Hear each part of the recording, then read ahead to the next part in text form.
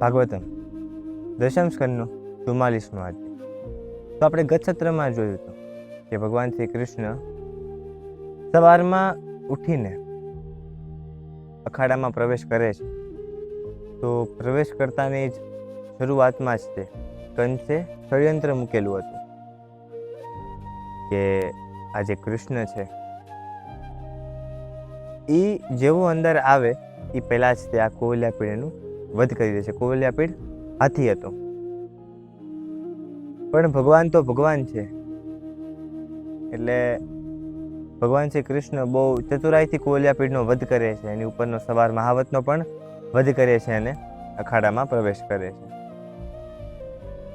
તો અખાડામાં પ્રવેશ કરતામાં જ તે જે ચારુણ છે, ચારુણ અને મુષ્ટિક, એ બંને આવે છે અને નતનવી વાતો કરીને ભગવાન શ્રી કૃષ્ણ અને બલરામને રીઝાવે છે કે તમે અમારી સાથે લડો.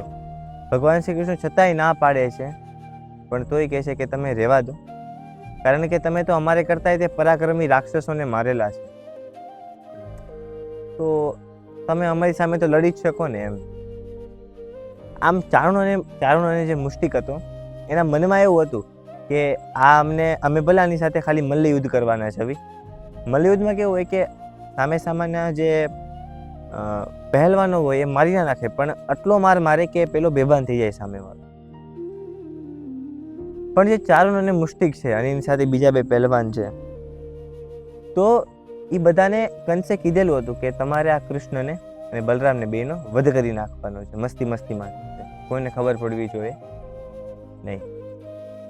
તો આવી વાતો કરે છે કોવલિયાપીડ ચારુણ અને મુષ્ટિક, અને ભગવાન શ્રી કૃષ્ણ સંકલ્પ લઈ લે છે કે જો હવે આ લોકોને મરવું જ છે તો આનો આપણે જરૂરથી વધ કરીશું. તો હવે ભગવાન શ્રી કૃષ્ણ અખાડામાં આગળ વધે છે અને એ જ સમયે કોવલિયાપીડ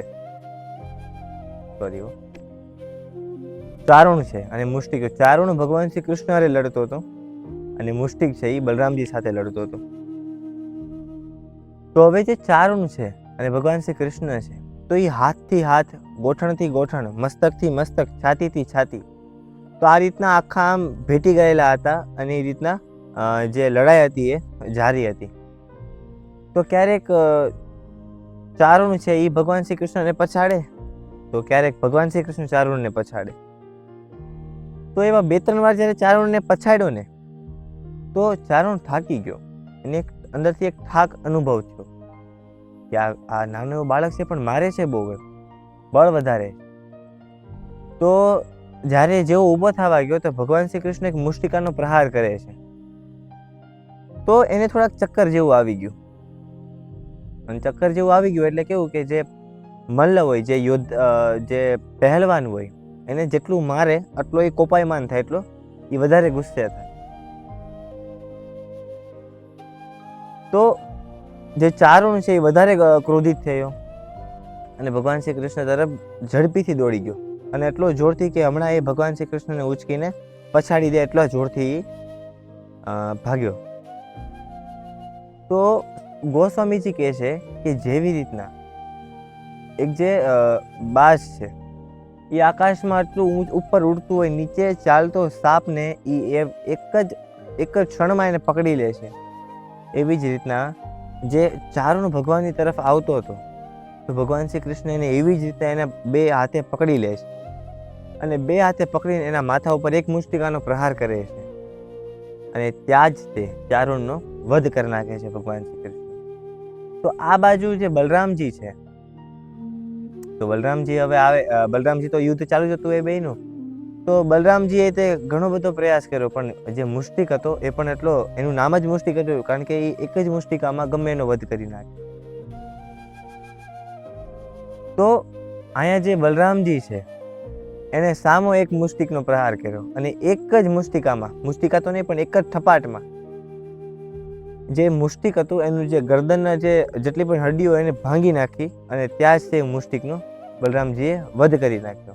તો શલ અને તોષલય તે, તો એને ભગવાન શ્રી કૃષ્ણએ બહુ સ્ફૂર્તિથી માર્યા કે ભગવાન શ્રી કૃષ્ણએ એકને લાત મારીને એનું જે મસ્તક હતું એને ધડથી અલગ કરી નાખ્યું અને બીજાને ખાલી એક ઠોંસો મારીને જ તેનો વધ કરી નાખ્યો. તો અહીંયા આપણે પ્રકાશ એ પાડવાનો છે કે ભગવાન શ્રી કૃષ્ણ જે છે, તો ક્યારેક આપણે જોતા હોઈએ છીએ કે સિરિયલોમાં કે એમાં કે ભગવાન શ્રી કૃષ્ણને તે કોઈ અસુરો છે એના પર વધ કરે છે તો ભગવાન શ્રી કૃષ્ણ પડી જાય છે. તો એક રીતના આપણને લાગે કે આ તો ભગવાનને પાડી દે છે, પણ એવું નથી.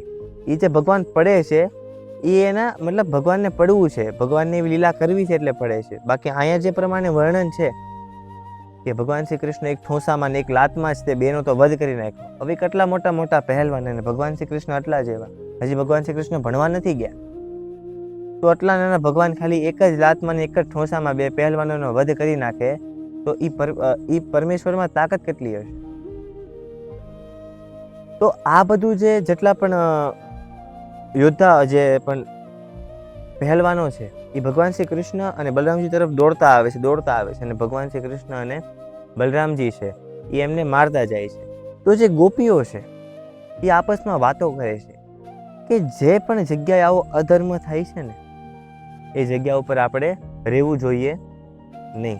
જો આપણે એ જગ્યા ઉપર રહીએ છીએ તો એ જે અધર્મ થાય છે એના ભાગીદારી આપણે પણ છવી.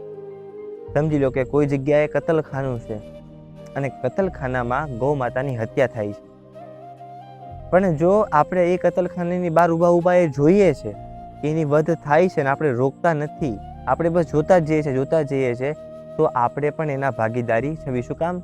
કારણ કે તો આપણે એને રોક્યું શું કામ નહીં? જો આપણને નથી જ ગમતું તો આપણે એને રોકે જ ને.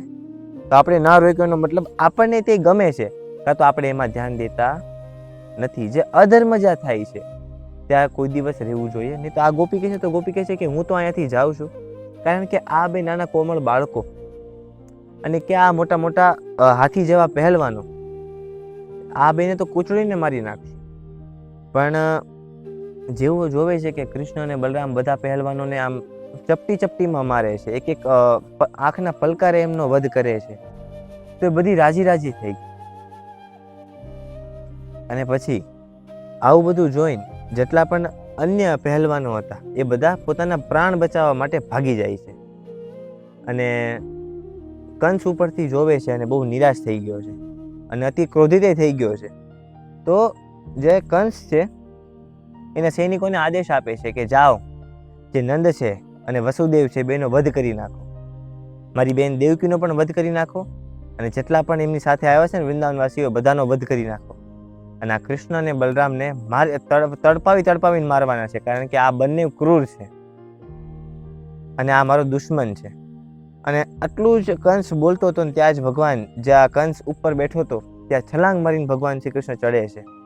તો કંસ ગભરાઈ જાય છે એક રીતના, પણ પછી પાછો જે ઢાલ ને તલવાર લઈને અલગ અલગ પેતરા મતલબ કર્તવ્ય કરે છે, ઘડીક તલવાર હાથમાં તો ઘડીક ઢાલ હાથમાં, અને ભગવાન શ્રી કૃષ્ણ સામે લડવા માટે દોડે છે. તો ભગવાન શ્રી કૃષ્ણ જેવી રીતના આપણે જોયું કે એક ચીલ કે બાજ હોય એ સાપને એક જ ક્ષણમાં પકડી લે છે, એવી જ રીતના ભગવાન શ્રી કૃષ્ણ એનું જે ગળું છે એ પકડીને એને નીચે ફેંકે છે. અને જેવો એ નીચે પછડાય છે એ જ સમયે ભગવાન શ્રી કૃષ્ણ કૂદે છે, છલાંગ મારે છે અને કંસની ઉપર પડે છે. અને કંસની ઉપર જેવી છલાંગ મારે છે એ જ સમયે કંસનો પ્રાણ એમાંથી નીકળી જાય છે, કંસના પ્રાણ નીકળી જાય છે. તો આપણે ઘણી બધી જગ્યાએ જોયું કે કંસને ભગવાન શ્રી કૃષ્ણ અને કંસનું બહુ મોટું યુદ્ધ થાય છે. બહુ મોટું યુદ્ધ નથી.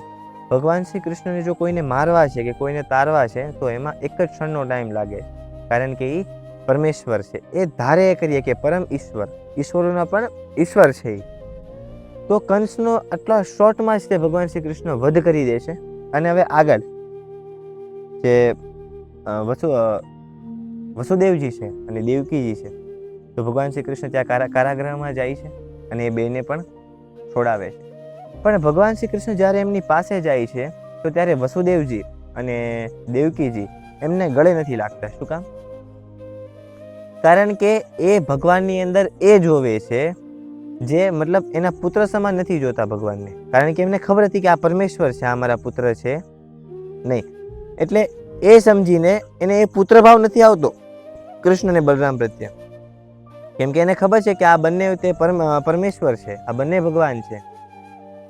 તો એમને આલિંગન કરતા નથી. લાડ પ્યાર કરે છે, પણ એ જે આલિંગન જે માતૃપિતૃનો જે ભાવ હોય એ વસ્તુ થતી નથી. અને ભગવાન શ્રી કૃષ્ણ અન્ય કારાગૃહમાં જેટલા પણ વૃંદાવનવાસીઓ છે, જેટલા પણ યદુવંશીઓ છે, બધાને છોડાવી દે છે. તો આ બધું ભગવાન શ્રી કૃષ્ણ બધાને છૂટા પાડે છે, બધાને છોડે છે, બધાને મળે છે. અને આ બધું દેવતાઓ જોવે છે કે કંસનો વધ થઈ ગયો છે. જે આતતાયી હતો એનો ભગવાન શ્રી કૃષ્ણ વધ કર્યો છે. તો જેવી રીતના રાબેતા મુજબ કે ગંધર્વ અપ્સરાઓ બધી નાચ કરવા લાગે છે, નાચગાન કરવા લાગે છે, પુષ્પવૃષ્ટિ કરે છે. તો એ બધું પાછું શરૂ થઈ જાય છે. બધા ભગવાનની સ્તુતિ કરવા મળે છે અને બધા ભગવાન શ્રી કૃષ્ણને ઉઠાવે છે, કોઈ હાર પહેરાવે છે. તો આવી બધી ક્રીડાઓ બધા કરે છે.